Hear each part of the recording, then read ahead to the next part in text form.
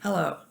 This week, our first week of real study, is going to be over the elements. I think most of you have heard these words of the elements, but you may not have heard the characteristics of these particular elements. So this week, we are going to be using a lot of vocabulary.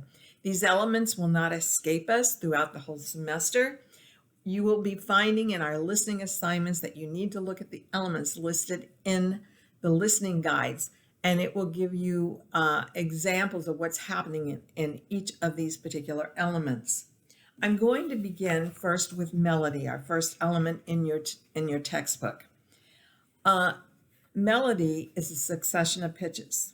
I want to use a quote that was by Joseph Haydn, a composer we're going to be studying in the classical period, and he said, "It is the melody which is the charm of the music, and is that which is the most difficult to produce.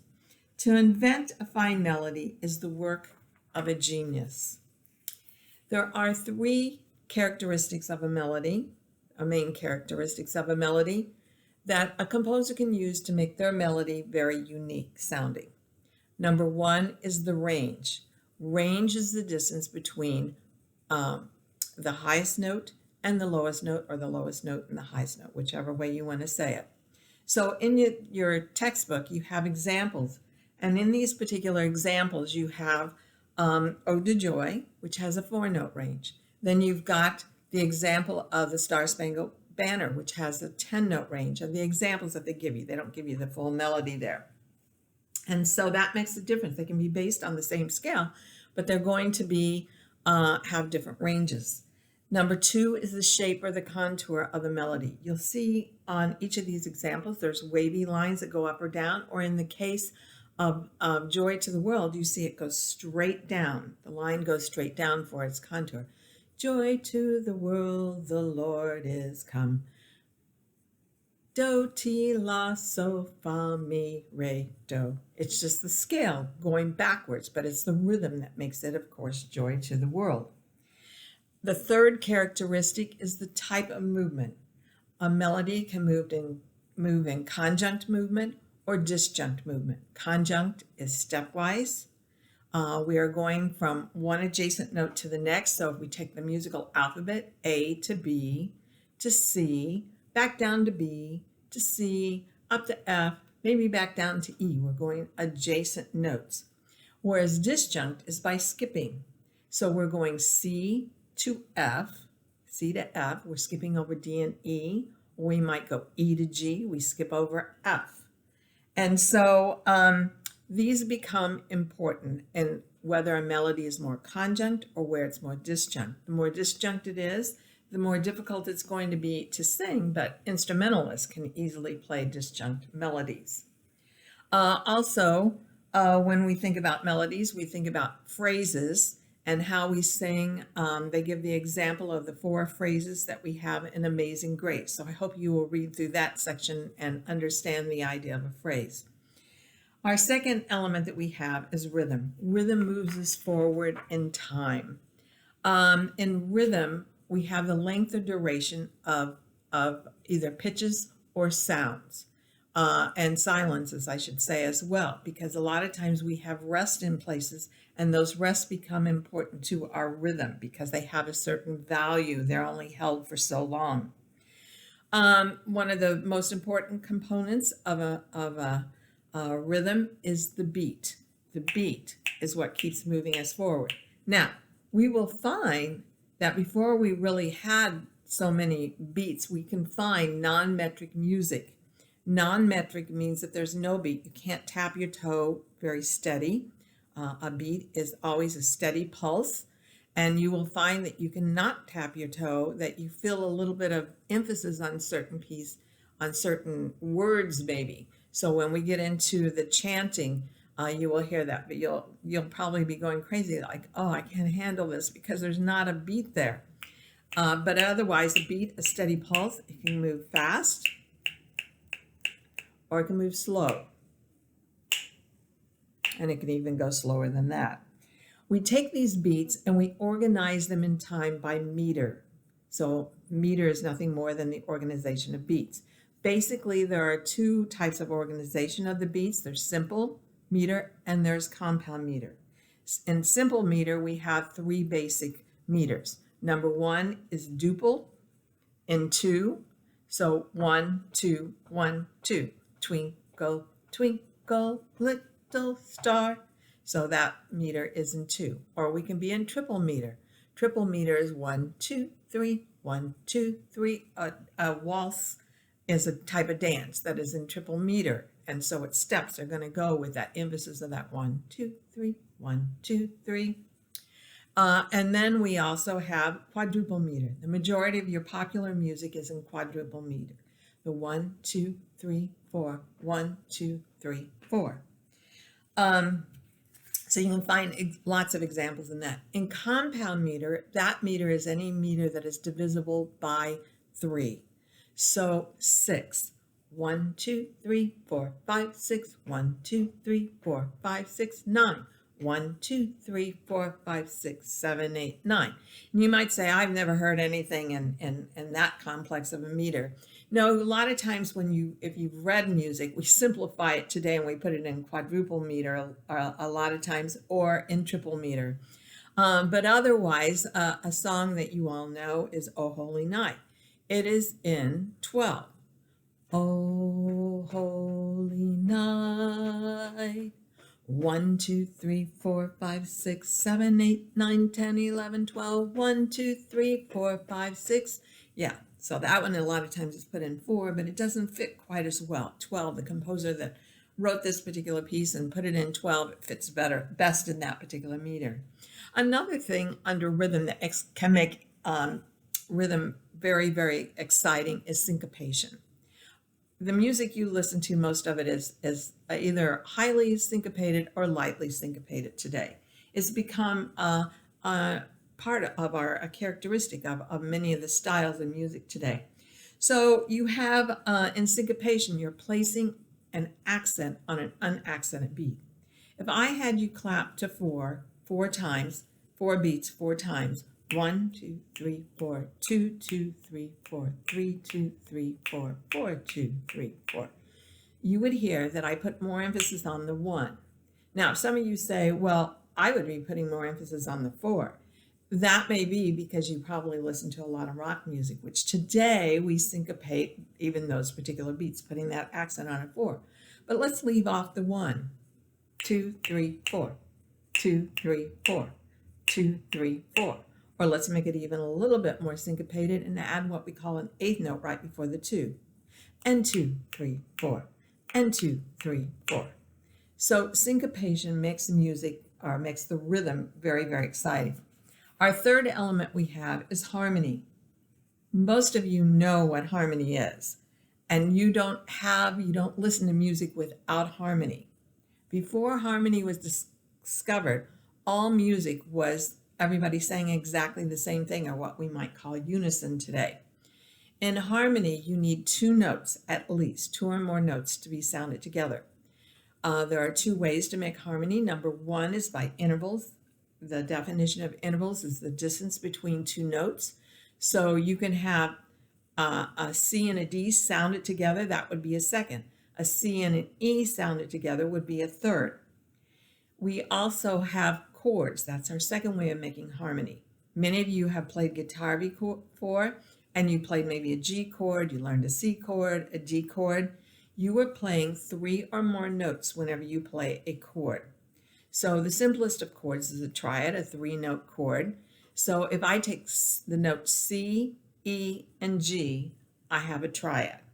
But I can move on and I can go C, E, G, and then skip over A and go to B, and then I have what we call a 7th chord, and I can have a 9th chord, and so forth. So we can keep adding notes to that.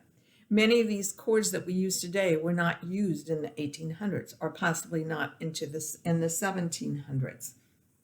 When we're talking about harmony, we also talk about diatonic and chromatic.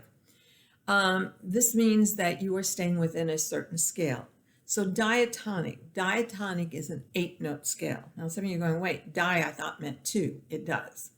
Our 8-note scales are made up upon 2 tetrachords, and a tetrachord has 4 notes in it. We have steps: whole step, half step. And then we put two of those together and we end up with our major scale.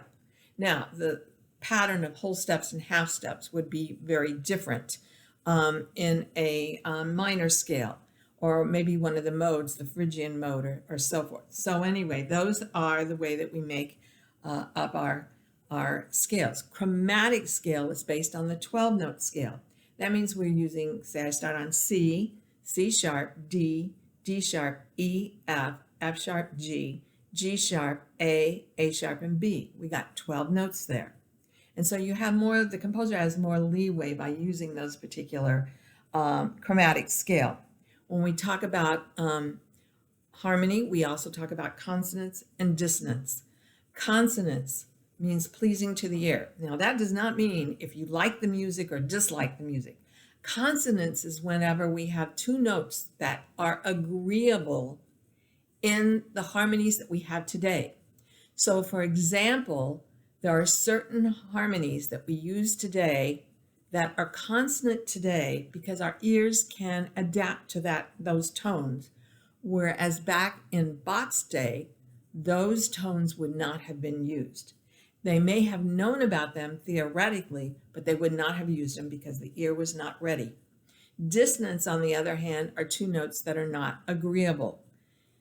Today, if I played C, C sharp, and D on the piano all together, most of you would agree that is dissonance. But dissonance has a place in our music. Ever watch a horror movie? There's lots of dissonance in there. That's what makes, if you've ever watched a horror movie without the music, turn off the volume there, I think you'd find it kind of comical. But you put in the music to it, and it's almost like somebody going up to a chalkboard and taking their fingernails across that chalkboard, and it gives you this tense feeling and everything, and that's where dissonance comes in. Well, our fourth element that we have is texture. Now, the problem with texture in music is that we're unable to feel it. We can't feel it with our hands. So, I don't know if you can see my chair here, but I have a wicker chair, and it's rough. It's rough. I can feel that. Well, when we're talking about texture in music, we are talking about the number of lines in the music. What makes the music maybe have a thick texture, or what makes it have a thin texture? So I'm just going to go over the three basic textures. Number one, this particular texture is monophonic texture. Mono means one, phonic means sound. One sound, well, pretty much. It's one line of music.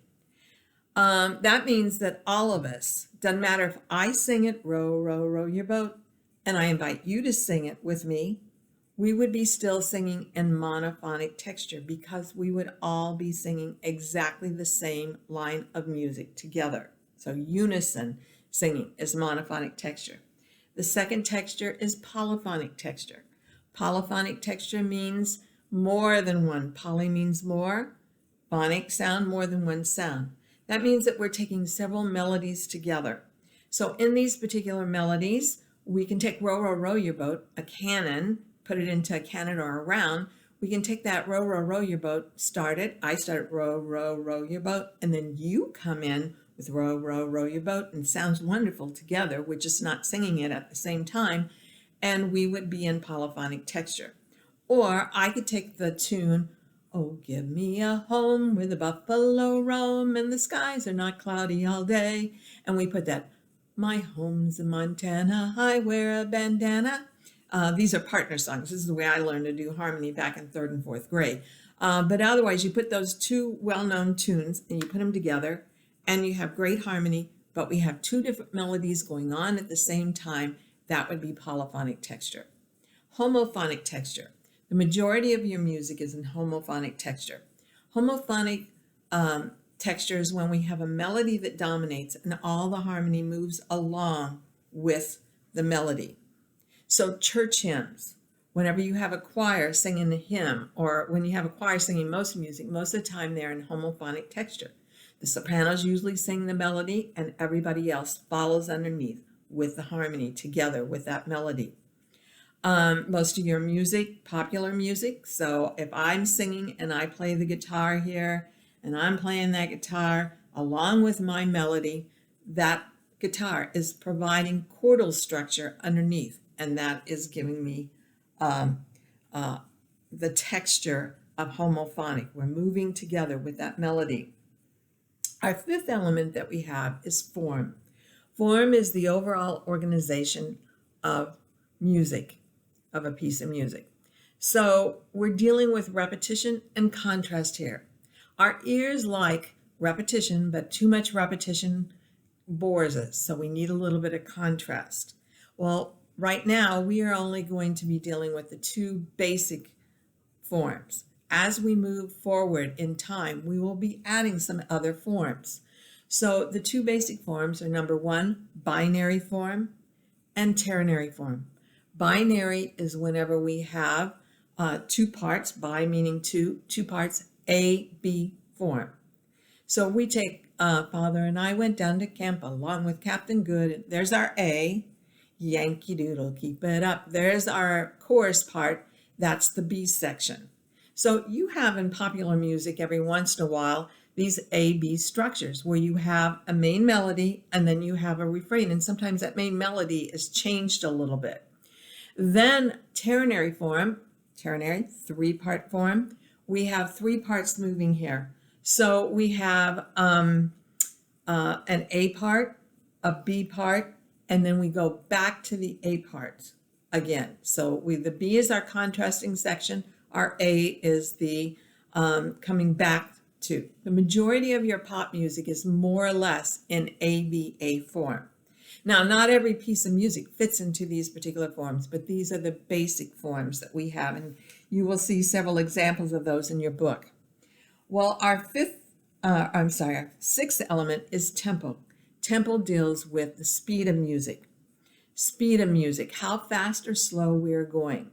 On a piece of music, we mark our music with a tempo that we should be going with.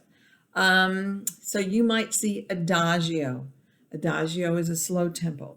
Largo, very slow. Andante, I'm probably a little fast there, but otherwise andante is, they call it a walking tempo.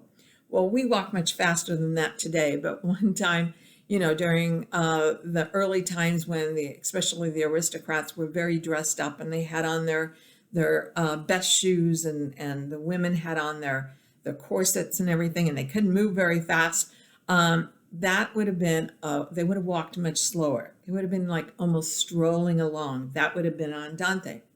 Allegro, most of our pop music is in allegro, meaning fast and cheerful. We like that because it's more upbeat. Presto is very, very fast. And as one of my instructors said one time to me, they said, you got to move presto. And I said, well, what exactly, where should I be on presto? And they said, as fast as you can take it. I said, well, that won't be very fast. And we all laughed, of course, but presto is basically very, very fast. I mean, it moves along very quickly. With that. Well, as far as tempo, you will find that most of the markings in your book are in Italian. They're Italian words. The Italians were the first, because that is where in Italy the Vatican sits, outside of Rome. It itself is not part of Italy. It's its own entity, but at the same time, it was the church that gave us our first musical notation in the Western world. And so it was the monks that were busy making these notations and finding ways to go ahead and write out music, that they give us our markings in Italian. Well, there would be other church musicians who would come down to maybe the Vatican to study. And what happened is that they saw, oh, this is the term that they're using, so they would go back and still use these. So today, these Italian terms are universal in music as far as our Western world music is concerned. You also know that the piano, we'll get into that with dynamics, our last element. Dynamics is nothing more than the loudness and softness of music. Now, you will see the terms used. Piano. Most of you think oh, piano is an instrument. But piano in Italian means soft. Forte means loud.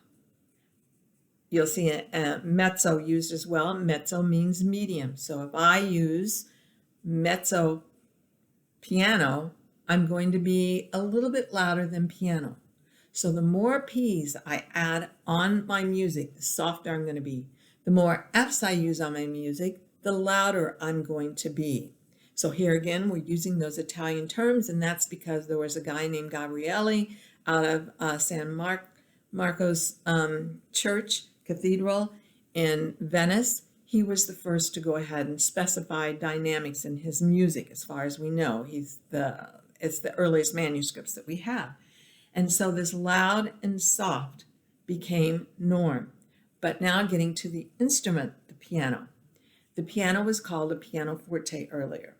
And then later there was a couple of, in fact, I just heard last night, the Wagner piano that's at the Wagner Museum in Lucerne, Switzerland, that it's a forte piano. I've actually touched the instrument, but not the keys, it's locked.